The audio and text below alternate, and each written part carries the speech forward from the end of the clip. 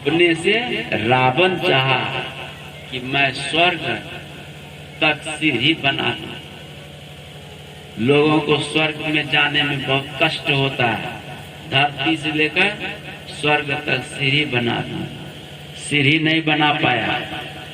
वो सोचा था कि मैं समुद्र को, खारा समुद्र को मीठा बना दूंगा, नहीं बना पाया।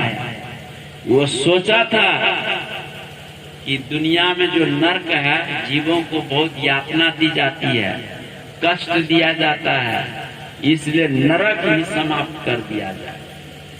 ये सोचे हुए बात उसके रह गई, लेकिन मन में पाप वृत्ति उठ गई। ये सब काम नहीं किया, इस काम में, शुभ काम में टालाटूली किया, आलस प्रमाद किया, बहाना कर लिया आज मैं कल करूंगा।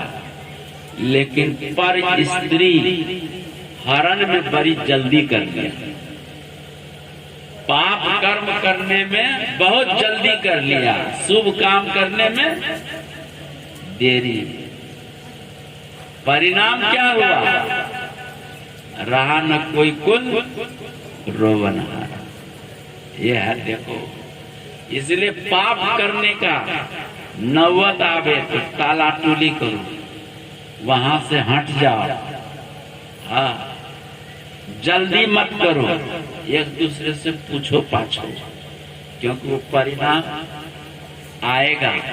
इसलिए वो परिणाम हमको भोगना न पड़े, इसलिए दूर हो जाओ।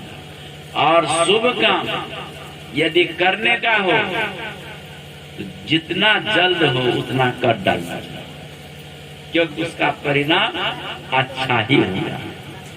बाल बच्चे के लिए भी अच्छा होगा, समाज के लिए भी अच्छा होगा, और अपने लिए तो अच्छा होगा ही। ये संकल्प अपने और अपने बाल बच्चे को भी सिखाना चाहिए, सिखाना चाहिए, तब घर में सुख शांति। और एक बात और है, आपस में झूठ बोलिएगा ना तो थोड़े दिन वो पच जाएगा, थोड़े दिन के बाद वो झूठ निकल जाएगा। घर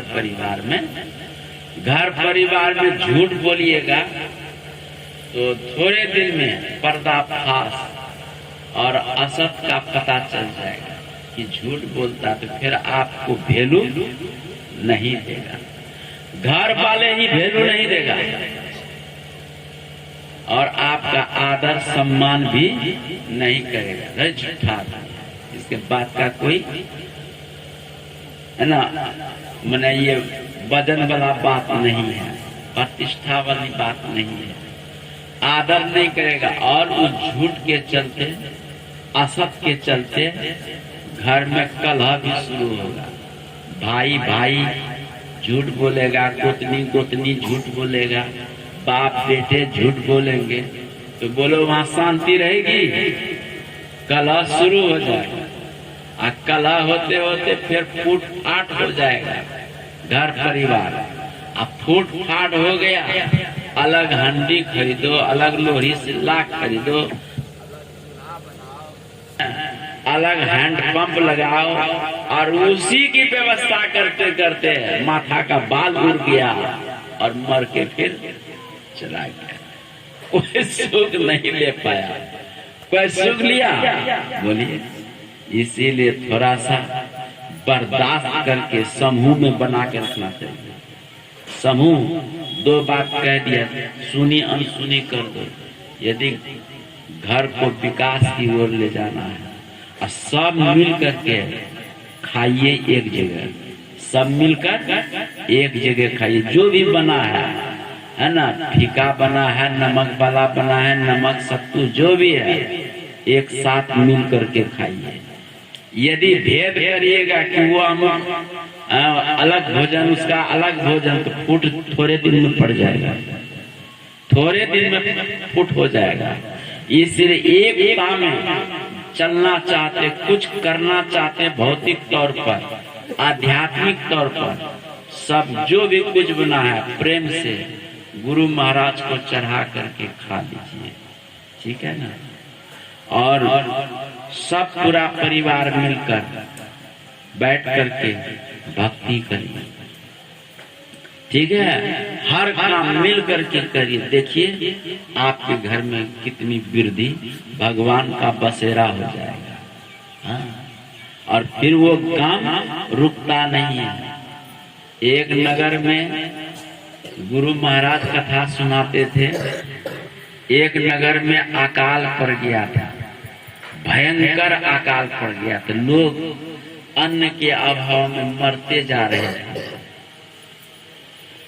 तो उस गांव में एक बूढ़ा बड़ा बुद्धिमान था, कहा यहाँ रहूंगा तो बाल बच्चे समेत मर जाना पड़ेगा। तो बच्चों से कहा कि चलो जी आप यहाँ नहीं रहना है, परदेश चलो, कम से कम जान बचे तो जहान है लाग उपाय है, पहले जान बचाओ चलो। तो उस बूढ़ा की बात घर वाले सब कोई मानते थे, सब बेटा बेटी पतोह पत्नी सब मानते थे, जो कहते थे मानते थे।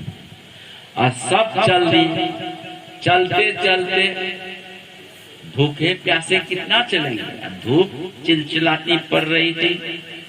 एक विशाल वृक्ष था रास्ता में, और उसी की छाया में बैठ गया।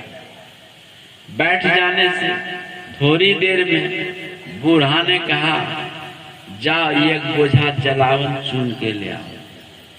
वो जलावन चुनने चला गया। दूसरे को कहा जाओ गांव से एक बाल्टी पानी ले आओ, पानी लेने चला गया। तीसरे को कहा जाओ एक हंडी ले आओ। चौथे को कहा जाओ चावल चीनी दूध गांव से ले आओ। लेकिन किसी को पैसा नहीं दे रहे, केवल बूढ़ा कार जो जो कहते वही वही सुनकर चल दे रहे हैं। देखो एकता कितनी है। और उस पेड़ में एक भूत बैठा था, प्रेत। प्रेत सोचने लगा ये बूढ़ा जिसको जो कहता है वही सुनता है, और उत्तर भी नहीं करता है, प्रश्न भी नहीं करता, चल देता है। इसके घर में बड़ी सुमति है, बड़ी सुमति है। तो वह प्रेत प्रकट हो गया आगे में। कहा बूढ़ा बाबा आप कहाँ जा रहे हैं? तो बूढ़ा बाबा ने कहा कि तुम पहले अपना परिचय बताओ, तुम हो कौन? कहा कि मैं प्रेत हूँ, इसी पेड़ में रहता हूँ। कहा तुम प्रेत हो? कहा अच्छा ठहरो, मैं रस्सी पका रहा हूँ, अभी तुझे बांध करके पीटूंगा। बूढ़ा ने कहा उस प्रेत से, प्रेत ने कहा कि बूढ़ा बाबा बेशक मुझे बांध करके आप पीट सकते हैं, क्यों कि आपके परिवार में बड़ी एकता है, जिसको जो कहते हैं वही सुनता है। किसी को पैसा तो दिए नहीं, चले गए, कहीं मिलेगा। बाबा सही बात बताइए। कहा कि देखो मेरे नगर में अकाल पड़ गया है और मैं कमाने जा रहा हूँ। कहा कि आप कहाँ जाइएगा? इसी पेड़ के नीचे में अपार धन गड़ा हुआ है, इन धनों को लेकर आप जाइए, आनंद से घर में जीवन बिताइए। कहा कर अंतर्धान हो गया। तब तक थोड़ी देर में वो सब बच्चे सब लौट आए। लौट आए तो बूढ़ा ने कहा इस पेड़ के जड़ को खोदो। तो खोदना शुरू किया।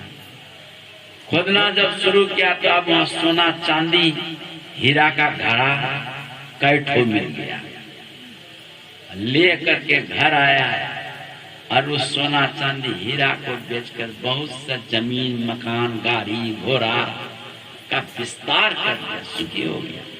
पड़ोस में एक बूढ़ा और था। ये सारी कहानी सारा वृत्तांत वो सुन लिया। इस तरह से उसको धन प्राप्त हुआ। तो उसने भी अपने बाल बच्चों से कहा कि चलो यहाँ रहोगे तो भूखे मरना पड़ेगा, चलो कमाने परदेश। सब चल पड़े। चलते चलते उसी वृक्ष के निकट पहुंचे हैं। तो वो बूढ़ा सोन निकाल के रस्सी पकाने लगते हैं। तो एक को कहता जा रे जलावन लिया। तो उसने कहा जलावन लाके क्या करिएगा, बाप पहले काट दिया। दूसरे को कहा कि जा बाल्टी ले आ बाजार से। कहा बिना पैसे का बाल्टी आएगी। तीसरे को कहा हंडी दूध चीनी चावल ले आ। कहा बिना पैसे के ये सब आएगा। सब एक तरफ से बूढ़ा का बात काट दिया। तो प्रेत जो था देख कर तमाशा प्रकट हुआ। कहा बाबा आप कहाँ जा रहे हैं? वो तो सारा नकल किया हुआ था। कहा कि पहले तुम बताओ तुम हो कौन? कहा कि मैं प्रेत हूँ। अच्छा प्रेत हो? कहा जट्ठा रस्सी पका रहा हूँ, बांध के तुझे पीटूंगा। तो प्रेत ने कहा कि हमको न आप बांध पाएंगे न पीट पाएंगे। क्यों? कि आपके घर में सुमति है ये नहीं है, कुमति है, क्योंकि आपकी बात को कोई मानने को तैयार नहीं है। बात समझे? ये गृहस्थ परिवार का सत्संग है। गृहस्थी में कैसे गृहस्थी चलावे और भक्ति भी कैसे करके मुक्ति को पावे, सभी काम में गृहस्थ में करना पड़ेगा। यदि आपके परिवार में सुमति है तो एक दूसरे के बात को काटते नहीं, समर्थन करते हैं। समर्थन करके उद्योग धंधा में लग जाते हैं तो उसके घर का विकास होता है, लक्ष्मी का वास होता है। समझे? उस घर में बहुत सुख संपदा की वर्षा होती है। जहाँ कुमति, एक दूसरे के कटाक्ष, एक दूसरे की बात को काटना, समझे, कोई आदर सम्मान की बात न करना, तो समझ लो कि उस परिवार में कुमति घुस गई है। अब कुमति के चलते जो भी है वो निकल जाएगा, बाहर से कुछ आने को अब नहीं है, याद रखना। इसीलिए गोस्वामी जी ने लिखा है जहाँ कुमति तहाँ जहाँ